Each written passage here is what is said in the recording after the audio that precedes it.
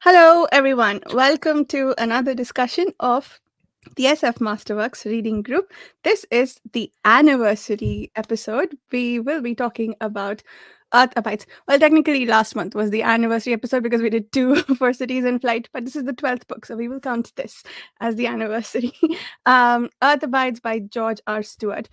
This series, we read the SF Masterworks in the order they were published as Masterworks, and a key skill we have is swiping books across the screen like that. The books for the next 3 months are going to be A Martian Time Slip by Philip K. Dick. That's the book for August. September will be The Demolished Man by Alfred Bester. And October will be Stand on Zanzibar. If you'd like to read along with us, either talk about it here in the discussion group or just chat with us on the forum, consider checking out the Page Chewing forum. And I recently also created a Fable book club thing where I have one member, but I link it in the description if you would like to join there. The nice thing about that is if the book has been imported into Fable, we can talk chapter wise about it and not spoil anything else. So that should be fun. If you are interested in checking that out, I will remember to link it in the description. With that said, on to Earth Abides by George R. Stewart.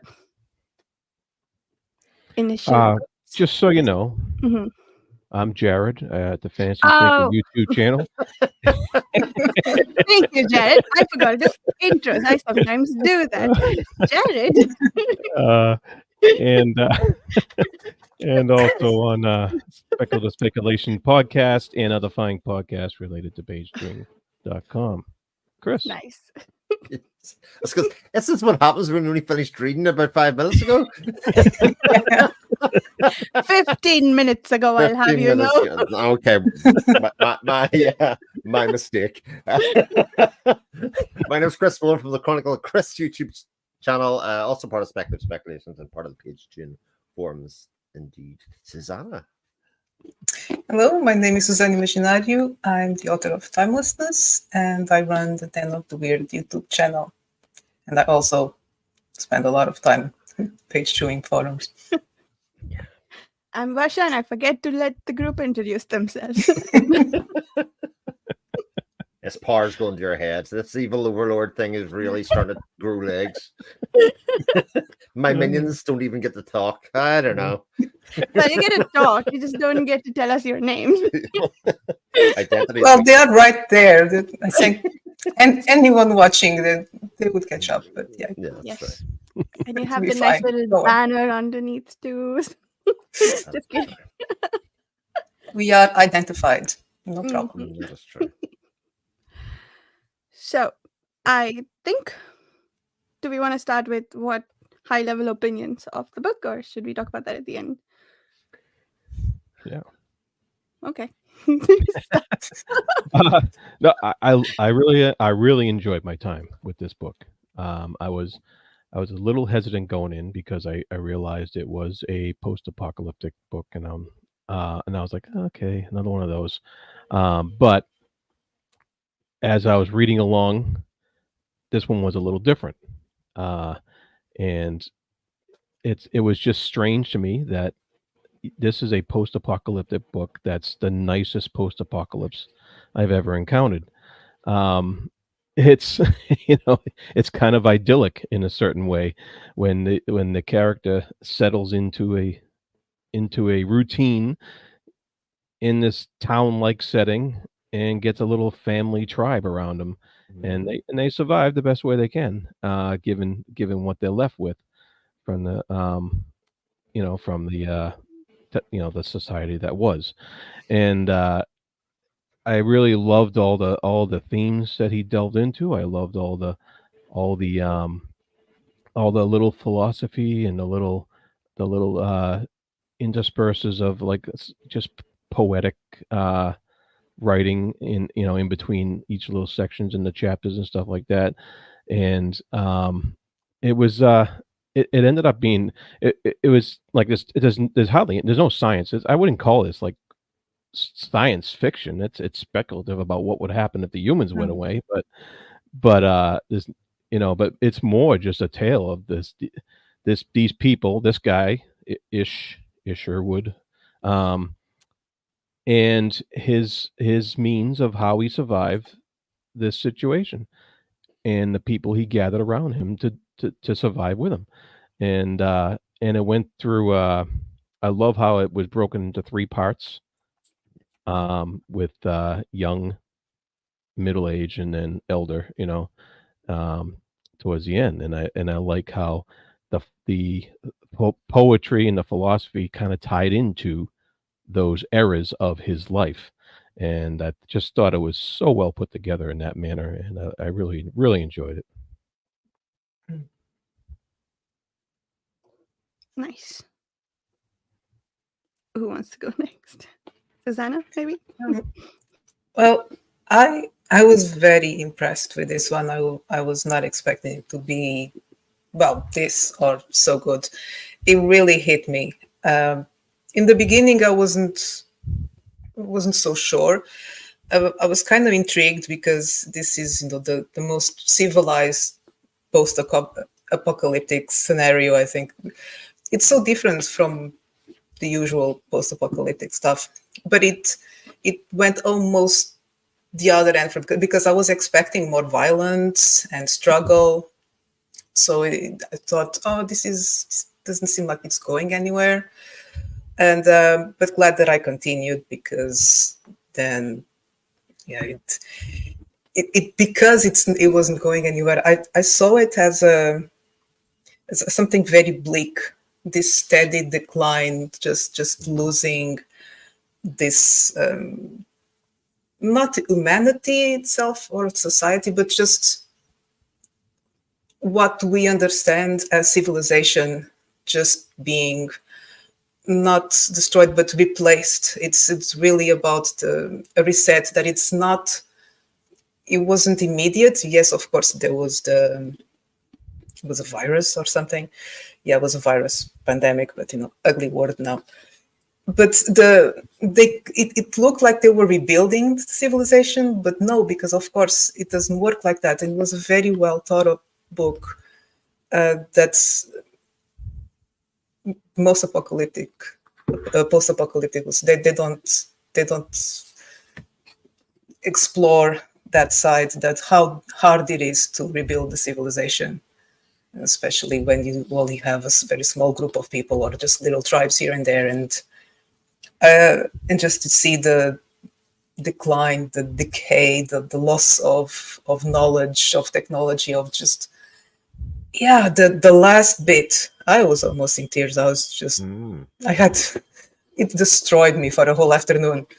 I couldn't, pretty much. Yeah, beautiful, very very well thought of. Very touching, yeah, at the end, yeah. Yeah, touching, exactly. Yeah, it's such an unusual book because, as you've both said, it doesn't do the things apocalyptic fiction sets out to do, which is kind of create a scenario where conflict is sort of like very base level, your day to day. Your survival is what the problem is, which is interesting because for all the post-apocalyptic fiction that I've read, this is probably the most severe. There's more people probably dead at the end of this virus than possibly anything else that I've read, including The Stand or not. So we are really left with just what's left. And what makes it really fascinating to me is that he doesn't pick obvious archetypes for survival. There isn't a doctor. There isn't. In fact, it's the survival of the non-intellectuals. Even though we don't know that at the start, but that sort of becomes the basis of looking at civilization through that lens, which I think is such an interesting aspect to poke at that from, because usually people think post-apocalyptic fiction, you've got the leader, you've got the whatever, the things that are in it. And given that at the time that it was written, this was released in 1949, a couple of years after the Second World War, I think it must have been incredibly refreshing to read it at that time, because I'm sure everything would have been very much doom and gloom and about the importance of rebuilding life at that stage from a lot of the destroyed, especially European civilization as it was at that stage. A lot of people were talking about how we could work together in big numbers rather than just kind of small numbers. And I think given that sort of lens to look it through, I think it's an astonishing piece of fiction because doesn't it doesn't go to places that people were looking at another 10, 15 years later. And it really surprises me that people don't have this as one of the cornerstones of 20th century fiction in a lot of ways, because it was very much leading conversations and intellectual ideas about the nature of civilization and what's important about it and what's not, especially post World War II. Mhm. There is even an allusion at the beginning to how they thought the world would end following the Second World War. And I think Ish expresses a level of surprise that it wasn't bombs that killed everyone off. It was uh, the virus. And but that that made me think of something. What you said, Chris. This book about how I think, yeah, like you, Susanna, I struggled with it a little bit at the beginning for a few different reasons. I think most of them to do with my preferences on books. Like I think I find books with like a single person making their way through, just I find them boring. So after the first section ended, though, once he had that community, it started to get pretty interesting for me.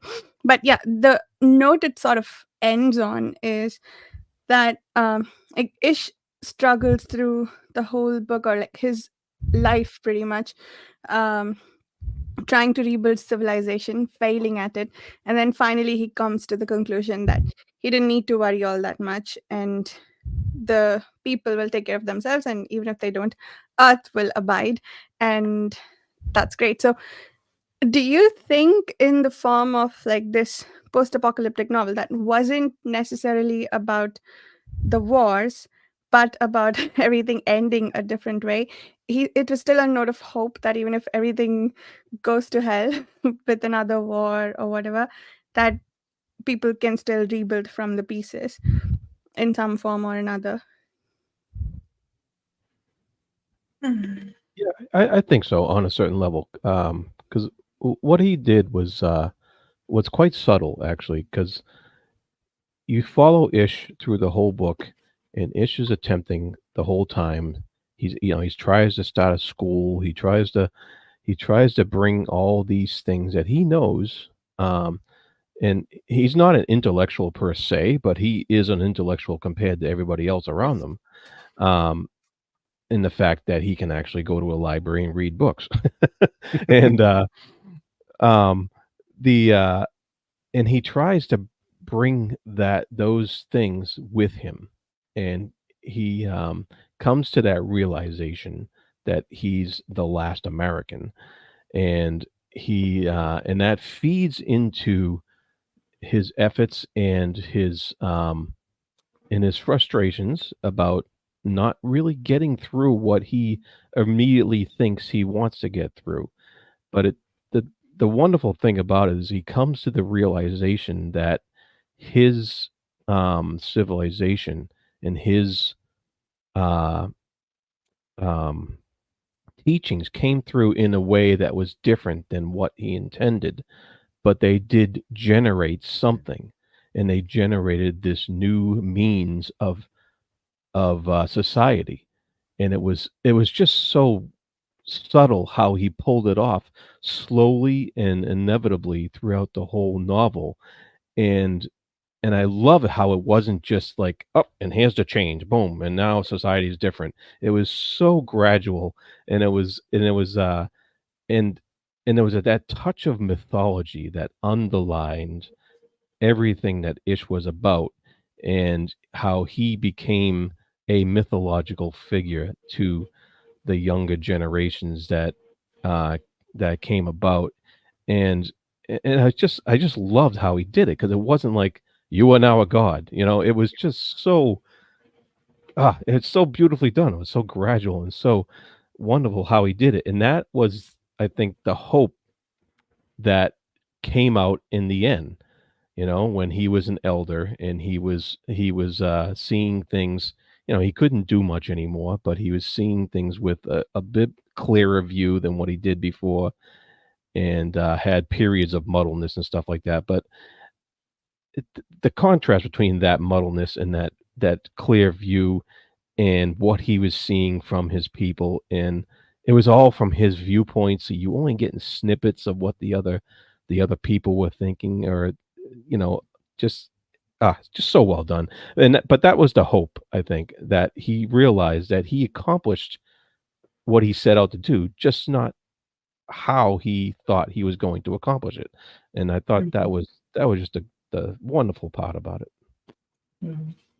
He says right at the beginning that he would, when he's musing about, why have I survived, or why did I survive, or he was listing his qualities as a survivor, and then he realized if a man began to think of himself as divinely appointed, he was close of thinking himself as God. And at that point lay insanity. No, he thought, whatever happens, at least I shall never believe that I am a god. No, I shall never be a god. And this is what kind of hooked me. I say, okay, what are you doing? And then he was always carrying the jackhammer. And it's like, oh, don't turn him into an Odin kind of figure. But no, he was so much better than that, and so subtle how he indeed becomes a god. And this mythological, and the way that he's treated as well, it's kind of how we treated gods. It was so good. So it was a steady increase of just delight throughout the book. It's just getting better and better. So clever. The scene in which Ish whittles the bow, I thought was brilliant. Yeah. The transition to that, from his moment of mourning his son, who he thought would be the future, to just like, okay, let me do something else because everything I've tried so far didn't work. I thought that scene was absolutely brilliant. And throughout the book, and I think I realized this in the second half, but a little bit in the first half too, how sort of self-aware Ish is, and how he's questioning his assumptions. I think the other thing that this book I thought did really well was, so, and a few other post-apocalyptic novels I've read do this too, to a certain extent. They talk about how, like, a lot of the things that seem important to us break down, and why some of the things like national borders and the assumption, like the separation between people of color and white people, etc., doesn't matter anymore. Things like that, all the assumptions that felt so important that you needed to build entire societies around, how they broke down and how it didn't matter, like because you're too busy just trying to survive. I thought that was done really well, and paired with Ish's own self-awareness. Whenever he started to be very prejudiced, he sort of stopped and had this moment of contemplation about whether he's focusing on the right things. I thought that was brilliant, and that was sort of my, oh, I'm plodding along to this is this is really interesting, I need to keep reading moment in the book. Like, there was some in the second half of the book. So yeah, I thought that was really good too. I think it's interesting to reflect on Ish as a character because he's sort of ill-suited for a post-apocalyptic society. His skill set is not on a practical nature at all. He's not a great intellectual, as I think Jared had pointed out beforehand. He's not a natural leader. In fact, he starts the whole thing off wanting to be in isolation by himself. So in some ways, he gets what he wanted, the type of person that he was in life. Yet he found himself in this situation where he was part of a very small group that was going to start thinking about rebuilding society in some ways. And it's interesting because he spent an awful lot of the middle 50% of the book kind of worrying about how he could influence civilization, but in the end it was civilization that changed him, and had the effect on what his ideals and thoughts of it could be. Because I mean, he grew up in a civilization where everybody has to contribute and for the betterment of society, and we had got to a point it was all stripped back and everybody was just then a scavenge. It was a scavenge from then on. But at a certain point, those things will not work. And even the very final thought of looking at the Golden Gate Bridge and looking at how it is like what a great man-made structure, a great symbol of civilization in some way, and while it probably will stand for another long while because of that great engineering, etc., it eventually would fall and break and be done. And the world will change when that happens, because of that. But that's sort of in his slipping away. He's looking at the monuments of his civilization and going, that is not what civilization is anymore. And people will find another way to live and rebuild, and they'll make some mistakes. And even the fact that they didn't cut the trees back, it was like another thing. When they eventually lost their homes, they just move and find somewhere else. And next time, they'll cut the trees back. They'll not let it encroach. It's very much. I thought there was real beauty in how that was doled out to the reader. None of it was hit over the head. None of it was like this great revelation, as Jared said. It was very, very subtle the whole way along. And what I found interesting for myself is usually when I'm reading that type of book, I kind of go, well, what's the point of this? Like, where's this going? But I don't think I ever thought about that at any stage throughout it, because it was very much a journey. And it did strike me, it's sort of like a weird alternative version of On the Road by Jack Kerouac. That's the one that can maybe think, especially because it does literally just start off with that, with him driving across country and taking different roads, but then examining the layout and the makeup of life across America, even to the point that we got to grow our own corn. Can't grow corn here really, but we got to try to do it. These things again that society said that he should be doing. He tried and failed for an awful lot of it, but so many interesting facets about that he kind of just touched and then step back from, touched, step back from, touch, step back, just to give you a flavor of kind of where things were or was at that stage of civilization. Yeah. And I love the little interludes to the parts in italics that I guess added to Ish's musing or told us about a bad thing that was about to happen, kind of like the news items in Wars of Light and Shadow. Like we got a sense, but we got a warning that the water was about to stop coming. But there was some there that I thought were really thought-provoking, and I think I was trying to remember, there were a couple that I really liked, but then since you were talking about the ending, the bit in the end about how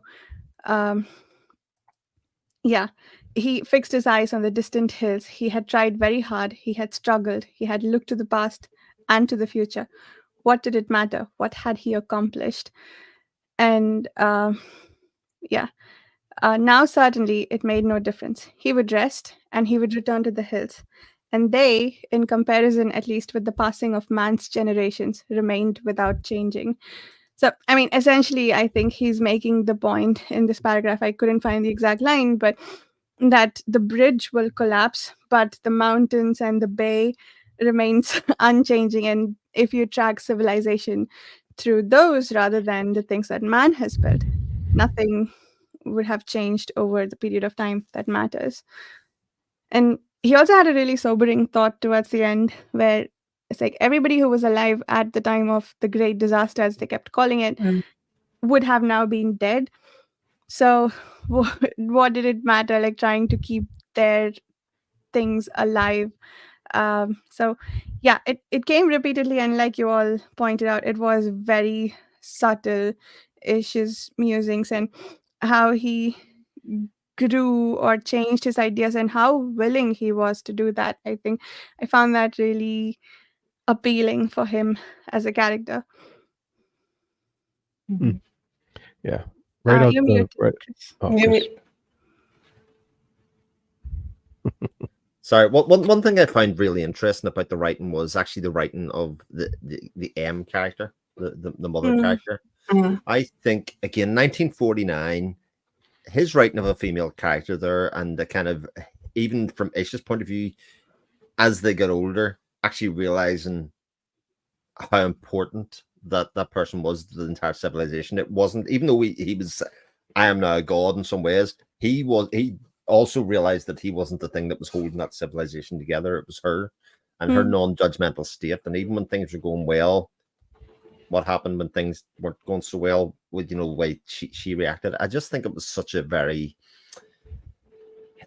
it's again a very subtle way to show that character. And even the way that he introduced her and her race and stuff as being, something that came to him later, from the point, the use of animals, all of that kind of stuff was, again, everybody had a small impact in society in their own little way, and nobody changed it too much. And it kind of, your point first was the idea that he realized as an old man, I could have been an old man in the old society. I've been an old man in this society. What was the real difference? I've lived a life, I've done things in it, and I haven't achieved all that I wanted to do. He could have been an old man and still, if you've been at university, still been going, oh, I want to read that book or I want to do that, but he didn't do that. And the certain point that he just kind of realized those things would have been the same regardless of the great disaster or not. I think, again, lovely, really pertinent thoughts to be having about end of life, rather than kind of big, massive thoughts that often get prepared. Yeah. Yeah. Yeah, And sorry, Jared, you were saying? Were you saying something? Okay.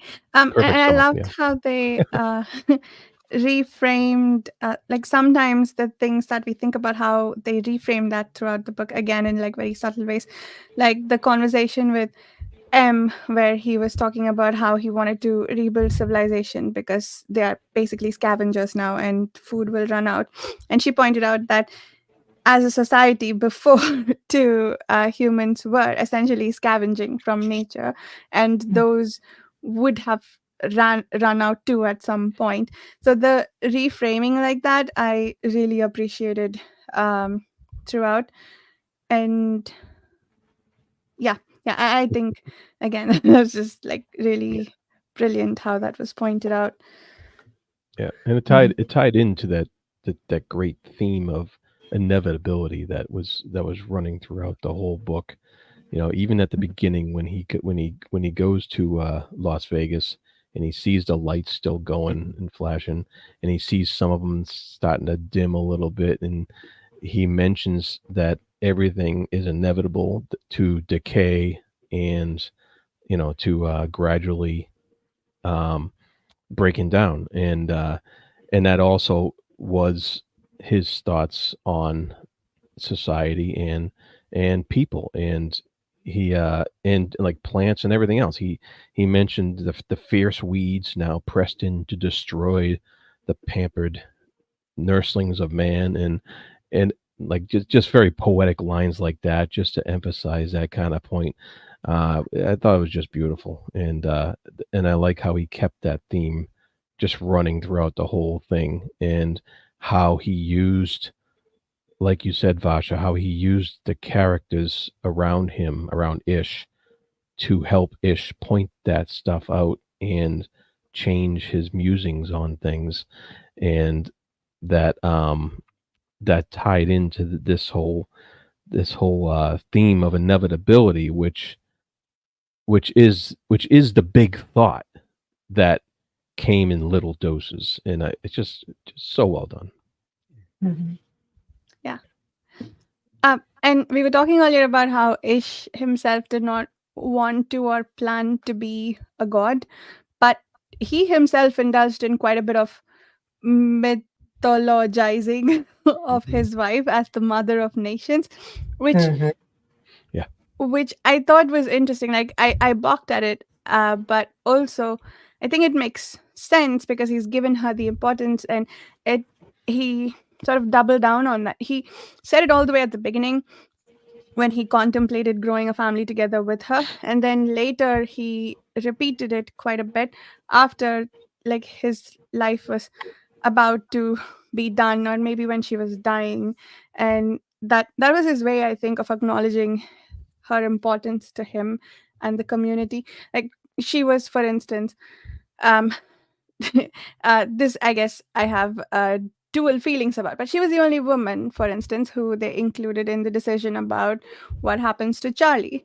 And so, like, they accorded her that importance, which also, I guess, like, also brings out the importance of or lack of importance of women in other ways. But just talking about M, I think acknowledging her importance to society that they have formed. Yeah, I think the the way he did that, he by mythologizing her, I thought was pretty interesting. And Mhm.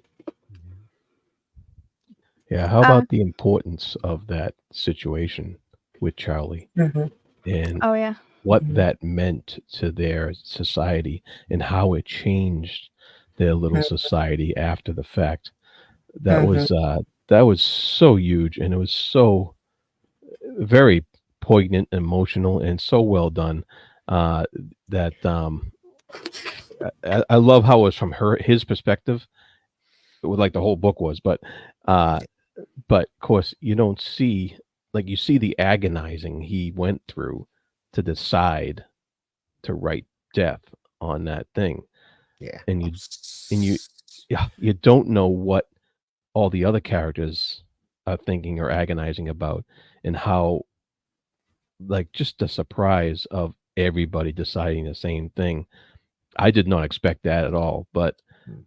it just, once it happened, it made total sense in the framework of the narrative of what was going on, and I was just like, wow, that's so deep. It reminded me of Shirley Jackson's The Lottery in a lot of ways, of how a town can come to a decision like that and have it be that effectual on their society and how they move forward and stuff like that. It was just very powerful. Yeah, it's a very powerful scene.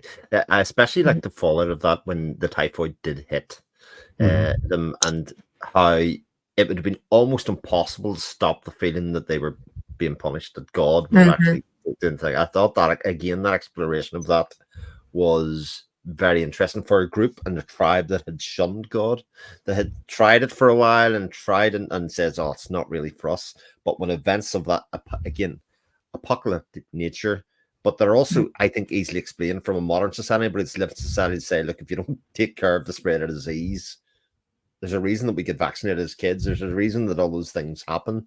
And that's, again, those memories of what our civilization is.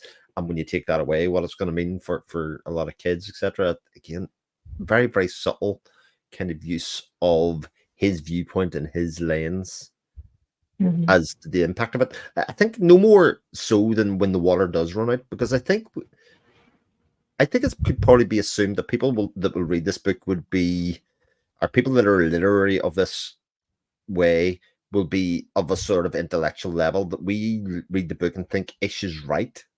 You know, when we're watching it, and when the water does run out and we see it happening, I certainly did, and I suspect the intention was that people will be reading that and going, you see, this will make them change.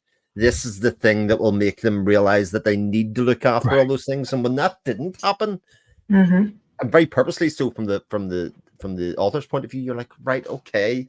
You start to see the steps just like Ish does in his head to kind of say, look, this isn't going to go back to the way that I think it should be, and it's so clever. Yeah. Mhm. Yeah, the bit when they were talking about, if they have been punished, if God had punished them for what they did to Charlie, and it's one of the best paragraphs. Um, what is it? Yes, if there is a God who made us and we did wrong before His eyes, at least we did wrong only because we were as God made us, and I do not think that He should set traps. Let us not bring all that back into the world again. The angry God, the mean God, the one who does not tell us the rules of the game and then strikes us when we break them. Yes, I That's had that marked as well. Yeah. just Brilliant. brilliant. Yeah. But it's how we are conditioned to think, the magic thinking, call it whatever, and you know, everything was going well, and then they did something that it was. I think it was necessary. I think they were right to do it, but still, it was a bad thing to do. And immediately the idea of being punished, if there is a higher entity out there keeping track. And this was very just So well done. Even before that, the whole psychology of it at the beginning, how while he was still traveling right after the virus, and some people survived. I mean, there were a few survivors, but many of the survivors, they couldn't take it. They would just Yeah. drank themselves to death or just gave up completely. You know, there wasn't a lot of violence. I mean, there were always the opportunistic ones, but I got the impression that a lot of people died just because they couldn't cope with what happened. It was only the ones that I think it called them stoic. I had to go and look it up, the word. That yeah, it wasn't the brightest ones or the most accomplished of humans. Were just the most down to earth individuals, just grounded, pragmatic, Pragmatic, yeah. that managed to survive. The couple in New York, I thought it was the level of detail. It was so big that they were stuck pretty much in just a couple of blocks because they couldn't drive. They were so used to the city life to they couldn't even drive, so they were just stuck there.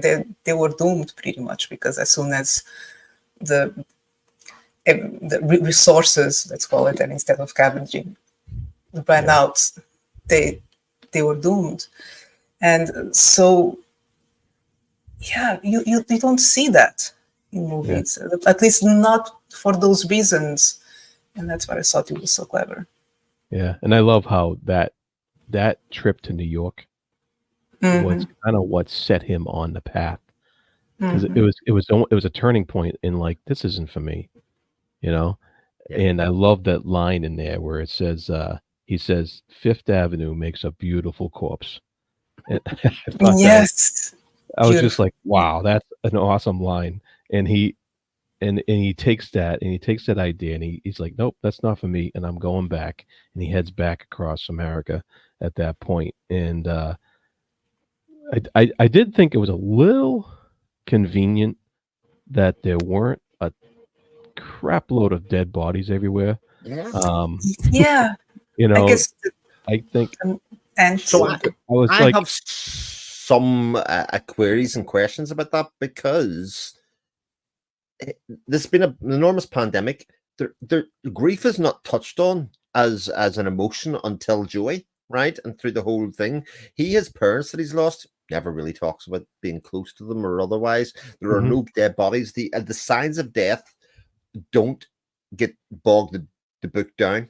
We never find out where everybody went. It's just very much about the emptiness and the sparseness of it all. And he didn't spend 3 chapters clearing up bodies and burning bodies. He just people went off. So I think that's a really interesting choice to make. Obviously, very deliberate, to kind of say, look, I'm not going to talk about death. I'm not talking about grief. We're going to talk about this man's state of mind as to his role and how he influences what happens next in rebuilding society. I mean, he did mention briefly evacuations, and so I'm just kind of wondering, were there evacuations, and were there cleanups along the way as this pandemic was happening? You know, were there, was that happening while he was out in the wilderness being bit by a snake? And was that a convenient way for Stewart to be able to tell his story without having to deal with all that, the details of what some parts of the world would actually look like? It wouldn't be very nice. And so I'm wondering, that, like you said, it was probably a narrative choice so that he could focus on what he wanted to. And because we've seen plenty of that in other post-apocalyptic things, for sure. That the horrors of post-apocalyptic situation, which, like I said before, that was actually a refreshing change for me. And there was an attempt at an explanation, I think, through his road trip. The dogs ate him. That too. The diseased ones. Yeah, perhaps they could and still survive. But there was a bit where talked about how he thought that people evacuated towards hospitals and like city Yeah. centers that had a lot of hospitals, and he just avoided them on his drive through. But yeah, I appreciated the attempt, but I didn't think it was enough of an explanation. But like you guys said, it might have just been that's not what I want to focus on. Let's talk about these other things instead. And I feel like some other books did that a little bit too, where they didn't focus on the family relationships at all. Like I think in Forever War, he comes back and meets his mom, and then the next time he's back, she's dead or something, and he doesn't spend any time grieving that, which I think, yeah, that's just not what they want to focus on, perhaps. Yeah. What did you think of Princess? Oh. She was great. I loved how she created a new species. I was thinking, well, if it were me, I would just gather all the dogs. Like, why are you just keeping one dog? But anyway, no, she was brilliant. It was exactly the type of dog. Oh, there was another bit that I loved. That cattle, especially sheep, they were just dying because they were easy prey to wolves, but that there were these two sheep shepherd dogs that were still doing their job. Yes. It's Love brilliant. It is so good. So yeah, she was great. I was sad that they didn't name the year after her. They should have. that. Oh yeah. Yeah. And yeah, I agree with you about the gathering up of dogs. Like he even locked her up at one point because he was afraid she'd have puppies. Like, why don't you want more dogs around? Why, Ish? What do you have to do that you don't have time to take care of the puppies? I guess resources, but she kind of took care of herself. She went and for rabbits and things. Yeah. There Anyway. was that idea that the Earth was controlling populations. Not just of the humans. Like the pandemic came along to do population control, but then he went through all the other animal types. So the rats, there was a lot of the rats. That was great. Cattle, and all of these little ants as well. Yeah, so all of those things to basically say they had their moment in time, and then nature, Earth abides. And takes control of that situation itself, so that a natural equilibrium will go. But I do think some of it was a bit unrealistic because you do take out the top of any food chain, and I think you'd see a far bigger impact, I think, on the local Earth around you. But again, I don't think it was. He wanted to tell part of that story, but not have it affect what he really wanted to get to, which was kind of once you set up a civilization, a very small civilization, what do you do then? Yeah, and I like how he pointed out that some species actually lived in tandem with humans, and those species also died off because things like lice and what have you, because that's Fosh is like, yeah, don't rest in peace. I would like you to suffer in but yeah, parasitic and otherwise. But some things that lived in tandem with humans, and like you're not going to have. There's going to be a lot of dying out of lawns and rose gardens or what have you because those were tended by humans, and so he all those little details he threw in there just added so much flavor and so much just lots of little things like that he pointed out the relationship between human, and this is from of course a 1940s perspective on what modern civilization was. I'd be very interested to speculate on what he would think about how society today would fare in a similar situation that he lays forth in this. I mean, it's just it's fascinating, because at the time this was written to just to contemplate that. Yeah. A big factor would be the loss of communications and internet, I think, which they didn't have to focus on Right. too much in this one. Huge, yeah. I wonder if Mandel addresses that a lot in Station 11. That's a book I have to read. Mm. Mm. You couldn't help but think about that when I was reading that. But I think that idea of, if it happened today, we have eschewed books as a storage device a long ways. You would be really stuck. People have lost the ability to even make a bow without looking up a YouTube video or that kind of stuff. Like Oh yeah. where would all our videos go? Oh my god, what a loss! Oh yeah. The world. So The world would be without us, so it'd be horrible. Can't even imagine. Can't even imagine. the bow was a great idea because it was really trying to teach those children, but for them the teachings had no context. They had no reason to learn all that stuff. It had no practical applications. And then suddenly, here's a bow, here's a toy, this is a special toy. And I love it all at the end when he was asking the great grandson, why not a gun? Why do you carry a bow instead of the gun? Oh, because guns are children's toys. They're not reliable. It's just the way that things just flipped. It was just That was fantastic. so yeah. good.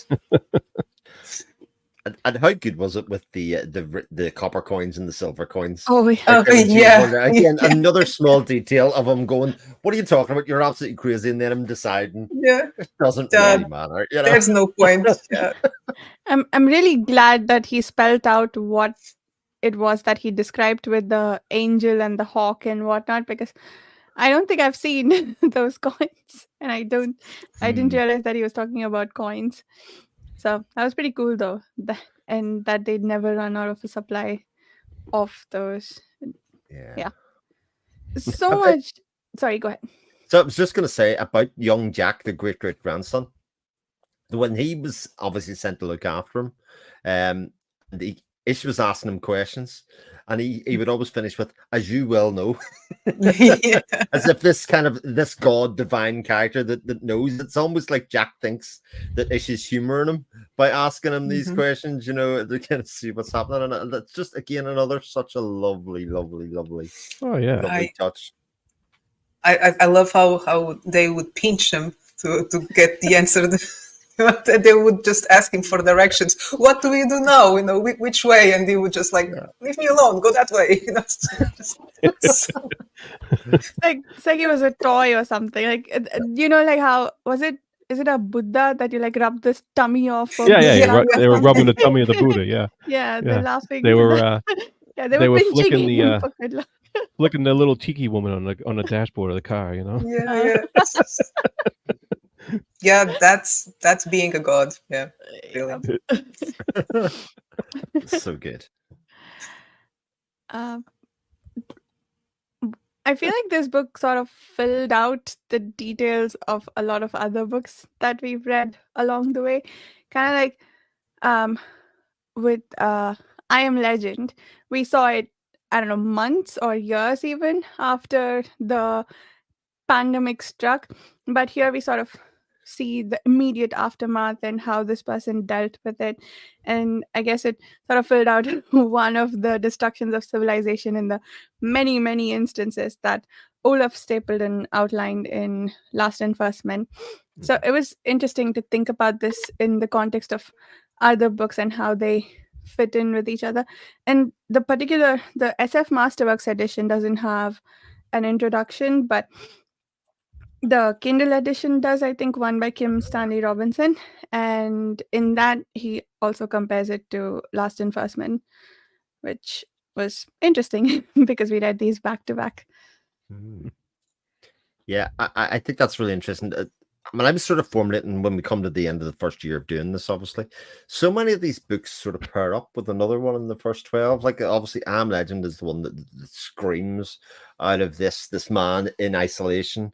Very different type of post-apocalyptic society, etc. But, and again, in terms of the things that he has to do in his daily routine and how he ends compared to our good friend Ish here, and how he basically gets a piggyback from somebody in his last moments, which I think's really nice. The comparison of those, and so many of the other ones do that as well. There's ones that naturally sit together in terms of pairing up, and I just I can't get over this book. I cannot believe it's not in the must-read 20th century novels in a lot of ways, like, because it does an awful lot of the things, even from a literary fiction point of view, that great novels do, which is change your perspective, challenge your perspective, but not in a confrontational way, in a kind of like, I'm going to hold your hand through this.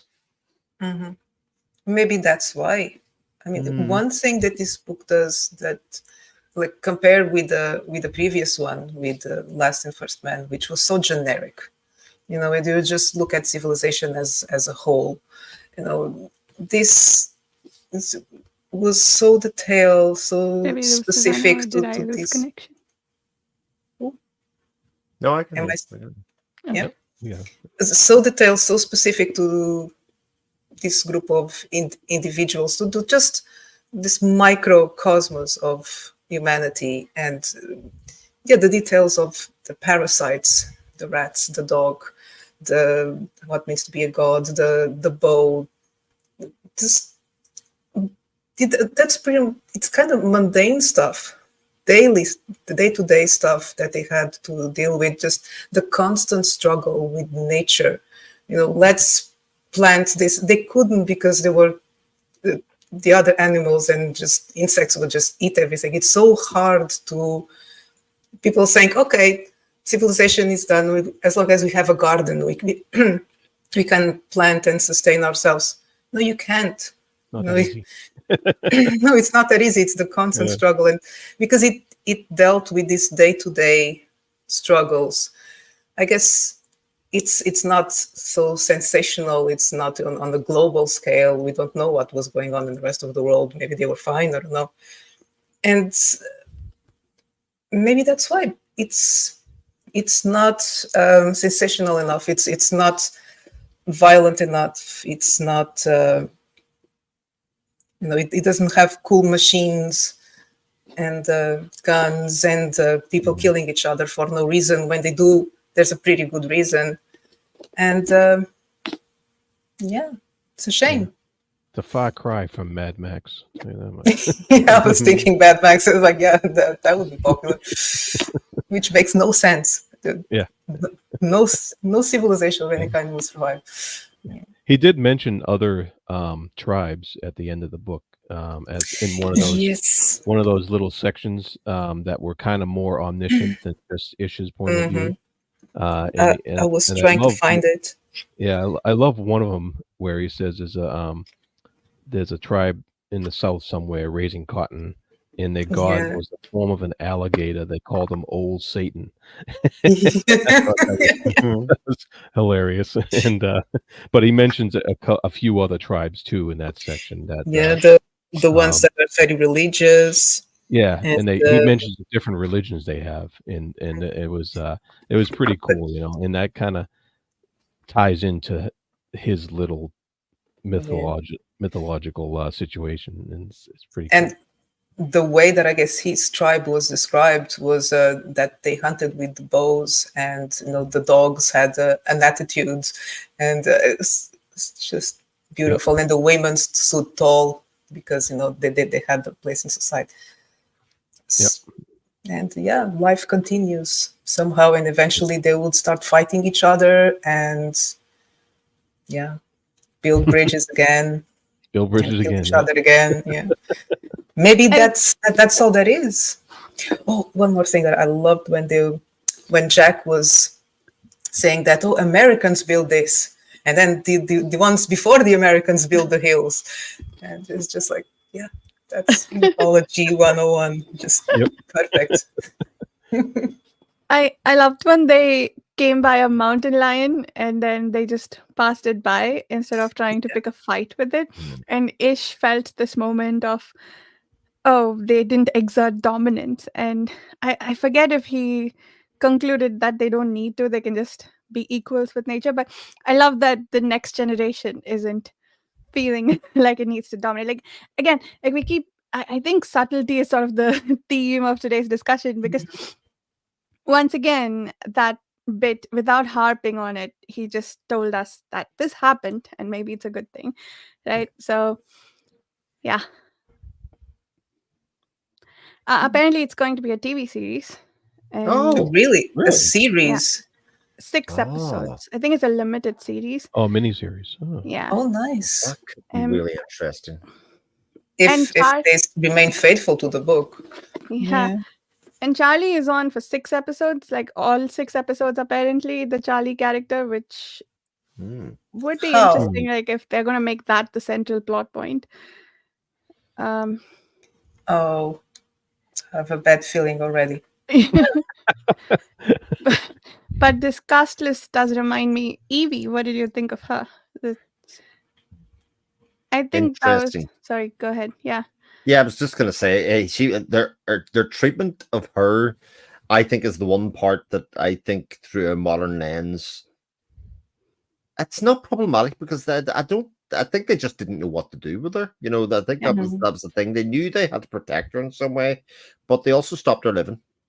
Yeah. And Yeah. to me, it was much more likely that she needed therapy than anything else, you know, rather than her being dim-witted or whatever else way they wanted to say, whatever term they were going to use for it. It was just very sad, sort of, that they as a society they couldn't function and include her in a better way.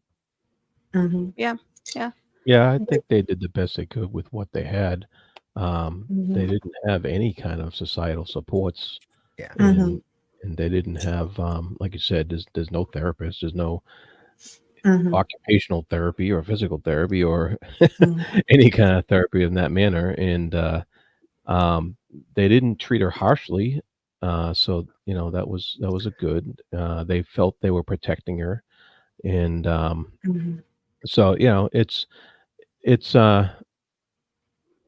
yeah, it was interesting because I don't know, it was the impetus for this big for his, of course, for his, their decision about Charlie, factored into factored into their decision about Charlie, plus with possible diseases and stuff that he could be carrying, but, so, yeah, that was interesting, and he did point out a couple other times, um toward the he philosophized a bit about her existence toward the end of her life, and, you know, it was sad in a way, but, it's Yeah, definitely thoughtful, yeah. yeah, because they had no way of knowing, and I couldn't figure it out if it was trauma or if she, had any development issues. But either way, if she had children, they would have to be the ones taking care of those children. So it would just add that extra, strain on their society. So I understand, but at the same time, as like you said, they didn't let her live. They just took upon themselves to take this burden, to be charitable and inadvertently, I think that was the biggest problem. They created this taboo around her, even without it. And I couldn't find the bit, but when it touches on pretty much every aspect that every foundational aspect of a civilization and how she became this taboo without they didn't want it to make it a taboo, but inadvertently they did. And then when she was at risk, when Charlie kind of threatened that standard, it also factored into their decision because the implications, the consequences of that, if Charlie had got his way, then the other boys, what would they think? Would they, if there was another Evie later on, would they stop themselves? It, it's pretty brutal. Yeah, pretty bleak at times. Yeah, I think for me, Evie and the final outcome with Charlie, I found myself resisting a lot how they treated her and the decision they made. But I I think given the constraints they were working with, it made sense. Like it made sense that this is what they think that they have to do. And what was important in both cases was that Ish, and I think through him we can use him as an example for the rest of the little group, that he had a lot of moral dilemma about this. He wasn't always certain that he was doing the right thing, Mhm. but you did get the sense that they were doing the best they could. Like throughout his illness, for instance, he apparently was thinking about Charlie and wondering if he made the wrong decision there. So Yeah. yeah, I resisted that a lot about it. Their justification for uh, deciding that Charlie should die was that the old laws only reacted and we need to be preventative. But then you are taking a worse decision than the old laws would have for a crime that hasn't even been committed. Mhm. And so I was very resistant to the idea that they did the right thing here. But immediately after that, it feels like they had some moral compunctions, and I'm like, that that is enough for me to be okay with this, because they made the decision that they thought was right at the time, but they don't think that this will be a foundation of society. This is just what they needed to Mhm. do right now. And Mhm. so I thought that was okay. And same with Evie, given the framework of what they believed, that she may give birth to more quote unquote dim-witted children like herself.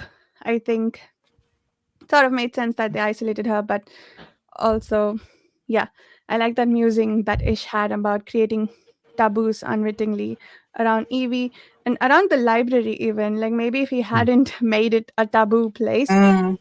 Mm. his children may have actually learned to read, maybe more than Joey would have learned to read, because they may have gone from trying to destroy the place to getting interested in what was in it. But Mhm. um, yeah. Yeah, and that ties directly into Ish's uh, indirect influence Yeah. upon Mm, the whole tribe, and Mhm. Mhm. how his viewpoint on things, or his own either inhibitions, or just the way he was, affected everybody, even though he wasn't setting out to affect Mhm. everybody. He still was, yeah. just by Yeah. his very nature. Yeah.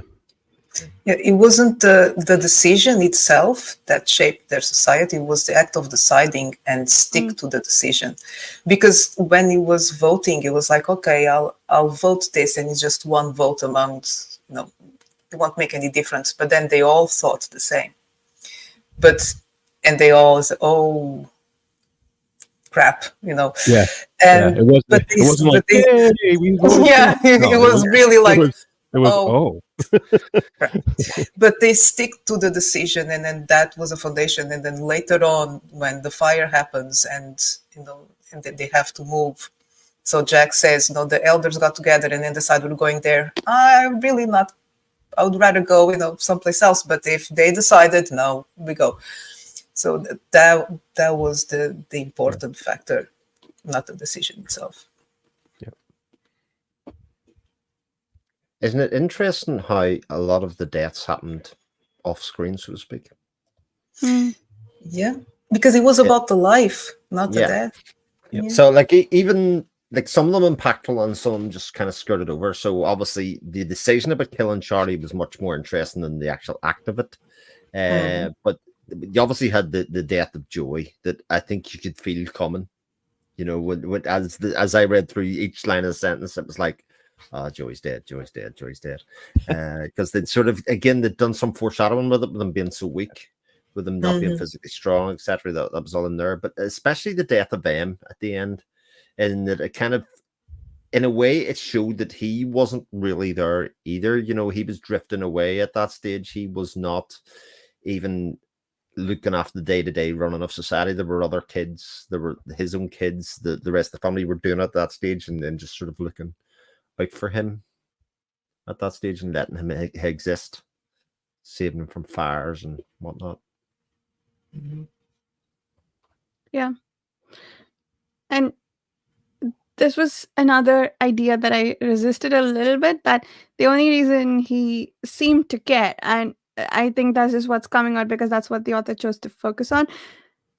The only reason he seemed to care about the fact that Joey died was because he thought he's going to be this like father of the future civilization. But once he realized that maybe that wasn't strictly necessary, he's like, yeah, cool, I don't really mind anymore. So just I guess it may be, like we talked about earlier, helps us not focus on the grief so much as like let's how to move things forward.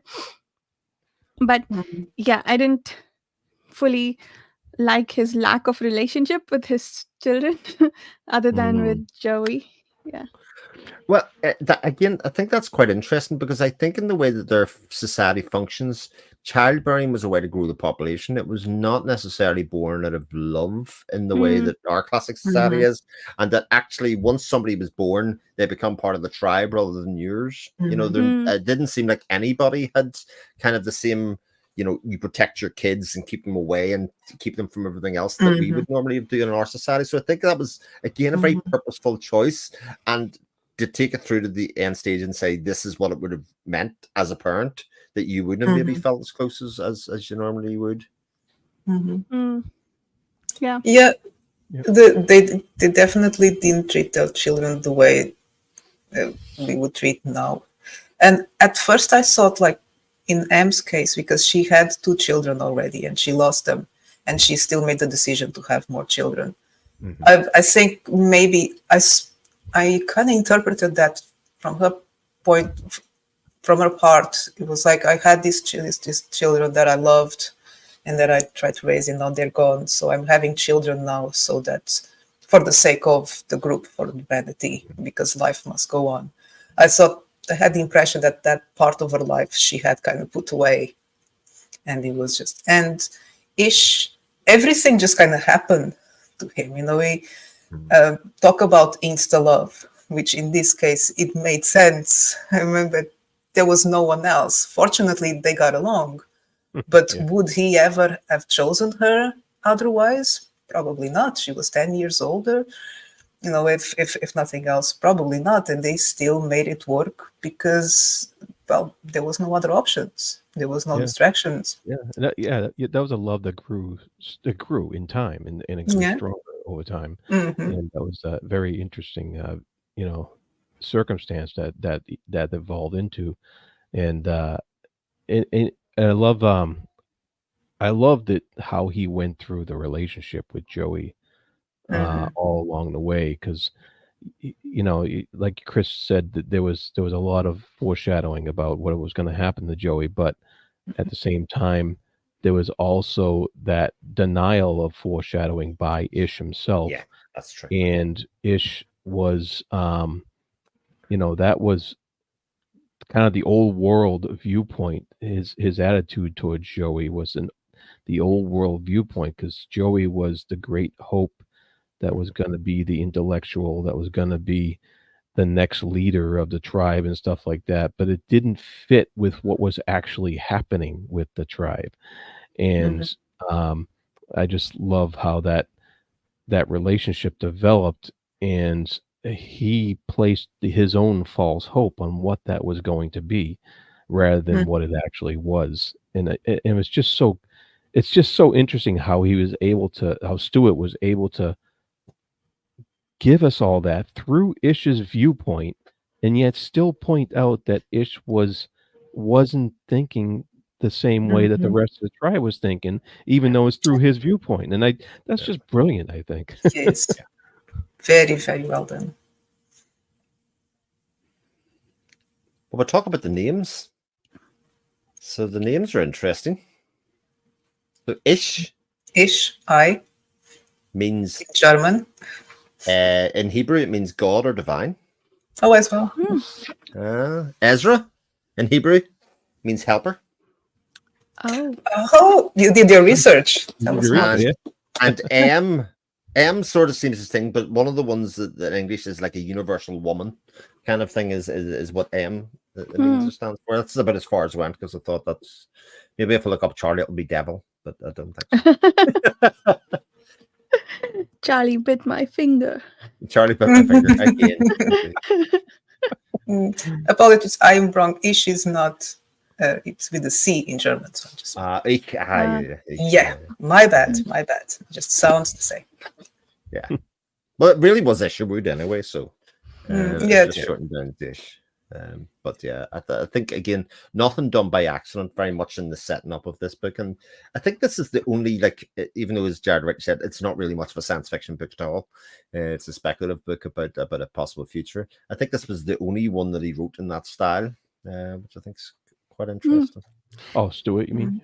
Yeah, Stewart. Yeah. Oh, And apparently this won the Fantasy Award, International Fantasy Award. The fantasy. Mhm. Oh.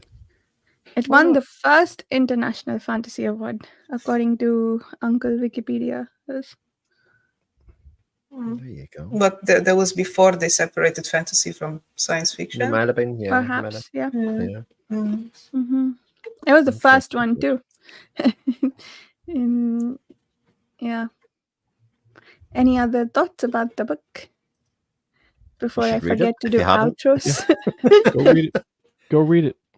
Yeah, go read it.